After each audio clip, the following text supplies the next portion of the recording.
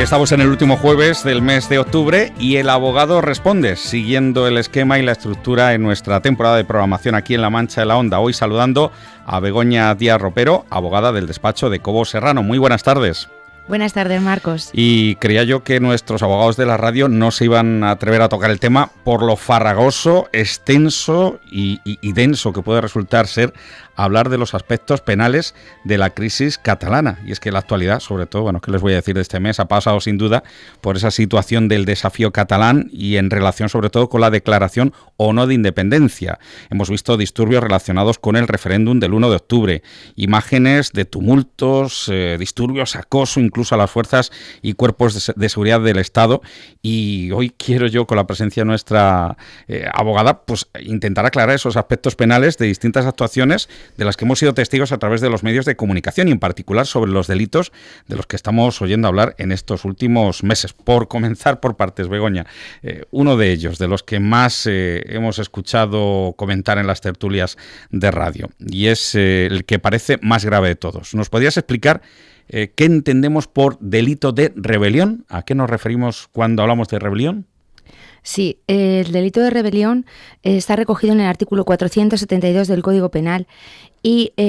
textualmente dice que son reos del delito de rebelión los que se alzaren violenta y públicamente para cualquiera de los fines siguientes. Para resumir, y por lo que nos ocupa ahora, de los fines siguientes hay un listado y el primer punto es derogar, suspender o modificar totalmente o parcialmente la Constitución o declarar la independencia de una parte del territorio nacional. Es decir, que para cometer este delito, en primer lugar, hay que alzarse violenta y públicamente, con el fin, en este caso, de declarar la independencia de una parte del territorio, que es lo que estamos viendo estos días por la parte de la Generalitat, de su presidente. Como vemos, sin violencia no hay delito de rebeldía. Y por lo tanto, el separatismo radical en parte de la sociedad catalana no se puede incardinar en el delito de rebelión, que resulta inaplicable en el caso de una secesión pacífica o al menos que no supone un alzamiento violento. De ahí que la reacción de nuestros tribunales se haya tenido que limitar a perseguir delitos periféricos de desobediencia, prevaricación y otros solo castigados con penas pecuniarias o privativas de derechos. Eso sí, hasta el pasado lunes, cuando, como veremos, ya se ha apreciado la concurrencia de un presunto delito de sedición, no de rebelión. Si, como dices, no hay rebelión, entonces, ¿en qué delitos, si es que han cometido alguno, habrían incurrido, por ejemplo, los Mossos de Escuadra o las autoridades catalanas, que siguen siendo las que tenemos todo el mundo en el punto de mira y no entendemos por qué no se toman medidas contundentes? Bien, pues en el Código Penal hay delitos denominados delitos contra la administración pública y delitos contra las instituciones del Estado. Entre estos delitos contra la administración pública estaría la omisión de perseguir delitos y la desobediencia, que se recogen en los artículos 408 y 410 del Código Penal. Estos delitos lo que dicen es que la autoridad o funcionario que, faltando a la obligación de su cargo, dejare intencionadamente de promover la persecución de los delitos de que tenga noticia o sus responsables, incurrirá en la pena de inhabilitación especial para empleo o cargo público por tiempo de 6 a 2 años. O bien las autoridades o funcionarios públicos que se negaren abiertamente a dar el debido cumplimiento a resoluciones judiciales, decisiones u órdenes de la autoridad superior dictadas dentro del ámbito de su respectiva competencia y revestidas de las formalidades legales, incurrirán en la pena de multa de 3 a 12 meses e inhabilitación especial para empleo o cargo público de 6 meses a 2 años. Como vemos, estos delitos no se castigan de una forma tan grave como podría esperar el ciudadano que asiste perplejo a estas situaciones. Son penas que o suponen la inhabilitación especial para cargo público o penas de multa en su caso. La actuación de los Mossos de Escuadra y demás autoridades que no solo no impidieron, sino que facilitaron el referéndum del día 1 de octubre son hechos incardinables en estos artículos, puesto que había una orden expresa del Tribunal Superior de Justicia de Cataluña, igual que una investigación iniciada por la Fiscalía, que son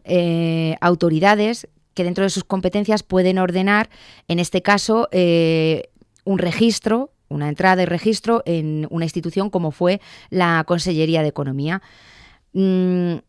cuando los Mossos de Escuadra o la autoridad de la que dependen no les da la orden para que esa orden, a su vez, de un juzgado, de una fiscalía, se cumpla, están incurriendo en este tipo de delitos. Y bueno, no habiendo violencia de por medio, no habiendo según qué manera de comportarse cuando se hacen estas cosas, se elude que la justicia caiga sobre ti, pero habría que analizar actuaciones, se me ocurre, contra las fuerzas de seguridad en hoteles o el desprecio que sufren algunos jóvenes o niños en sus colegios e institutos por no apoyar la causa independentista. Ahí podemos entender que hay un acoso y esto podría ser constitutivo de delito, cuanto menos. Sí, estas situaciones también están recogidas y, como he dicho antes, en el capítulo de delitos contra las instituciones del Estado, en el artículo 504 del Código Penal, se recoge que los que injuriaren o amenazaren gravemente a los ejércitos, clases o cuerpos y fuerzas de seguridad del Estado serán castigados con la pena de multa de 12 a 18 meses. En la aplicación de ese artículo nos podríamos encontrar, por ejemplo, con los comportamientos de los grupos que acosaron a Policía Nacional, Guardia Civil, con insultos, con amenazas, tanto cuando se encontraban llevando a cabo su labor en distintos colegios en Cataluña el día 1 de octubre, como posteriormente en sus hoteles. Igualmente, hay un delito popularmente conocido como delito de odio, que está recogido realmente como delitos contra los derechos fundamentales y libertades garantizados por la Constitución, que se recoge en el artículo 510. Es un artículo muy extenso, pero para resumirlo, este delito sí que tiene unas penas bastante graves de prisión de 1 a 4 años y multa de 6 a 12 meses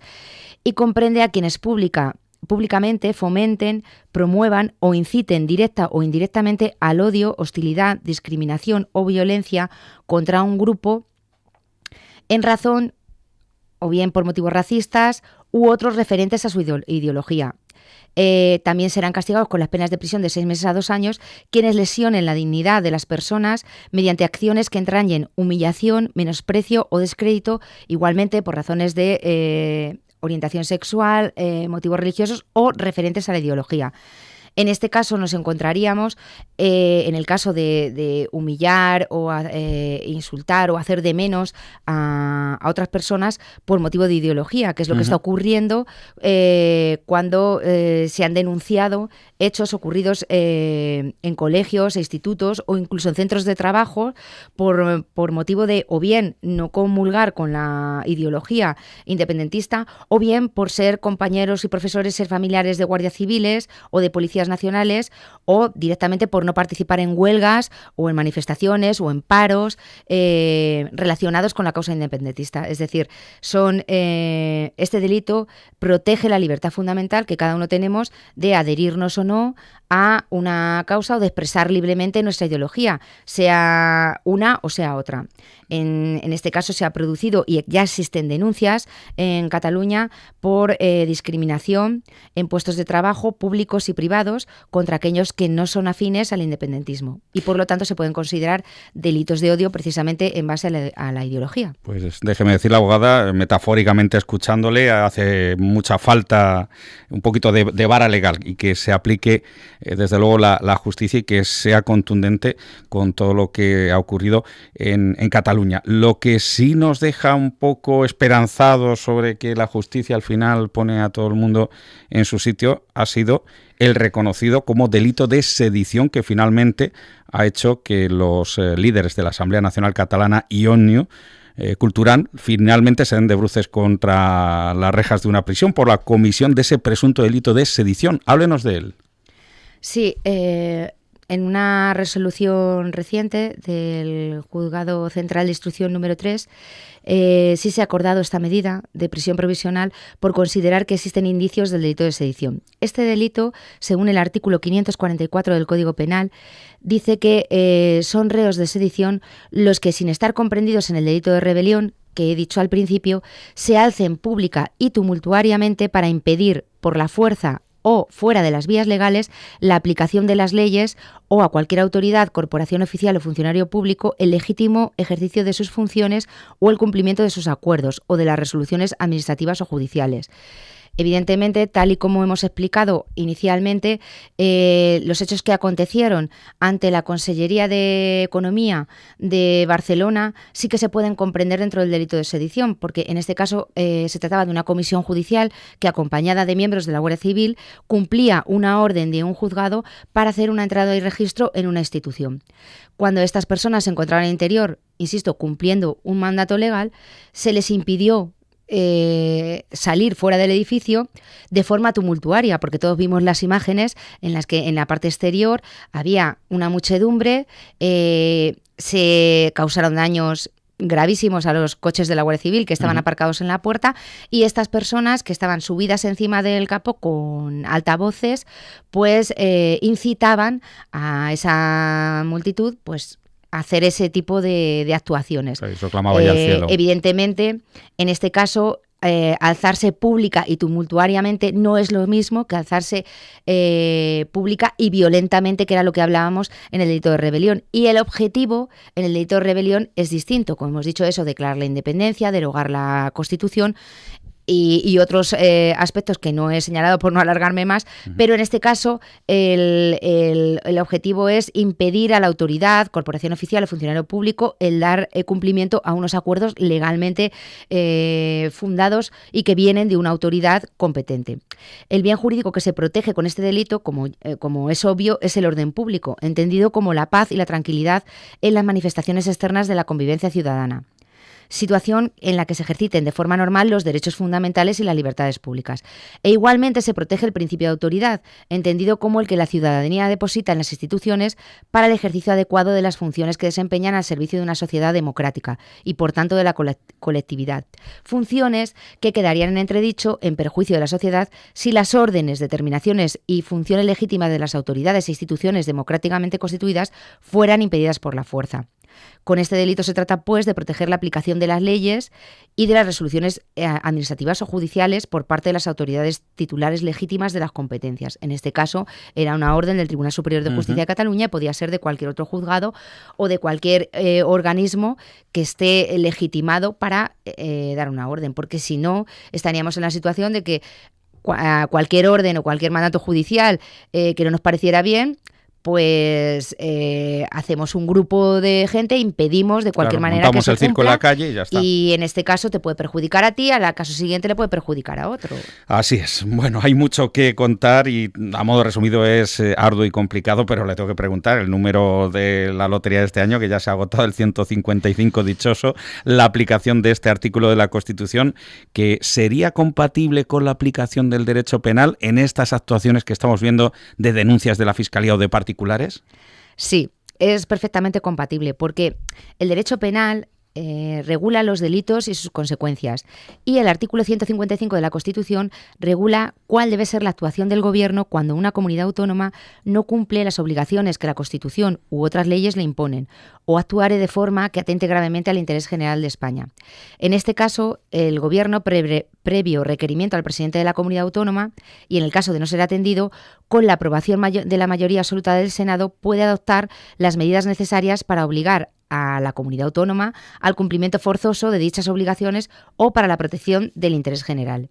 Estas medidas en principio son de carácter administrativo, es decir, se puede aprobar, por ejemplo, una sustitución de órganos de la comunidad autónoma o, como parece ser que se va a hacer según se ha anunciado recientemente por el presidente del Gobierno, pues hacer exactamente eso, una sustitución, y que los ministerios del Estado, de la Nación, sustituyan a los consejeros de la comunidad autónoma, de forma que mientras se convocan elecciones en Cataluña, pues haya una seguridad en las instituciones que están gobernando allí en Cataluña. Esta tramitación parlamentaria y administrativa es, en mi opinión, la forma legal y más eficaz para acabar con esta situación de ilegalidad e inestabilidad que estamos viviendo.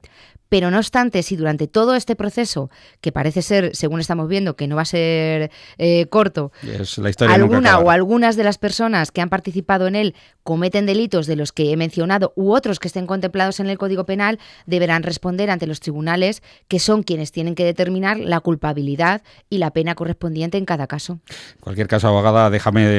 decirle que tenemos toda la sociedad española una sensación de, no inoperancia, pero sí falta de ser más eficaz, contundente la justicia, rápida sobre todo, porque aquí vemos que pasa el tiempo y que se van tomando muy poquito a poco medidas contundentes, incluso cierta benevolencia con los líderes intelectuales y con los personajes políticos que están detrás de todo lo que ha sido el desafío catalán. Algún día habría que hablar también de la inmunidad que yo creo que tienen ciertos políticos. No sé si ellos legalmente tienen capacidad para encubrirse o para protegerse, pero en fin, parece que falta un poco más de mano dura en todo lo que está ocurriendo. En cualquier caso, no le voy a poner a usted en ese compromiso, y Begoña Díaz Ropero, gracias por habernos aclarado un poquito de todo lo que hay detrás de esos delitos que ahora vienen ligados al famoso desafío independentista. Buenas tardes y hasta próximos programas. Muchas gracias, buenas tardes. Y gracias a Cobo Serrano Abogados.